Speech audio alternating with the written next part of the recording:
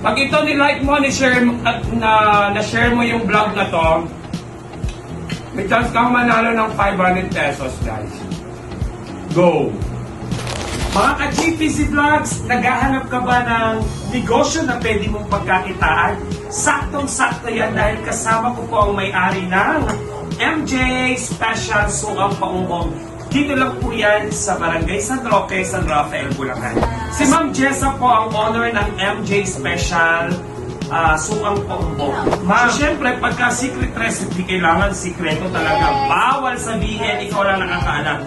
So ma'am, ito sobrang dami nito eh. So mga ilang bote ang malalagyan nyo nito? Sa ganyang kalaki, 130 pieces siya. Sa Patel? Sa dito. Okay. Sa small, 300. Oh, 300. So pag nagawa niyo yung finished product nyo ma'am, saan nyo po i-deliver? Sa San Miguel, sa Santa Maria, sa Palinde, sa Malolos. So, meron na talaga kayo. Meron na kayong binabagsakan. At so, ma'am, meron na tayo dito mga sili. Nakita niyo naman guys, yung sili dito sobrang dami. Okay, ma'am? Then, meron po tayong mga sibuyas. So, okay, ma'am Jessa, para malaman ng mga viewers natin sa mga gustong kumita sa panahon ngayon, kailangan talaga may pagkakitaan tayo. Sa ganitong kaliit na bote po ng suka, magkano po ang 35 pesos mabibili dito. So, pwede niyo pong ibenta ng halagang 50 pesos.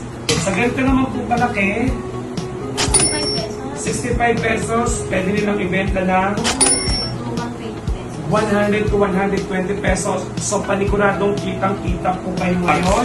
Hey, ma'am, dahil gusto ko talagang tikman itong suka mo, nahalo na ba talaga to? Yes po.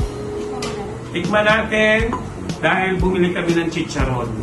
Grabe, ang daming Alam mo, lagi nilang sinasabi, pag kumakain daw ako, nakakatakam. Ngayon, talagang titikman ko kung masarap talaga yung suka mo dito. Manate. Wow! Grabe! Suka pa lang, ulam na talaga, ha? Siyempre, masarap po sa balat yan. Grabe, ang sarap! Grabe, ang sarap po, ha? Sulit ang 35 pesos kung kayo ay bibili dito mismo sa pwesto ni Ate Jessa. Grabe ang sarap nga guys. Promise. Sobrang sarap. Hindi kayo magsisisi. Hindi kayo magsisisi kaya supportahan po natin ang MJ Special Sukang Paumbong.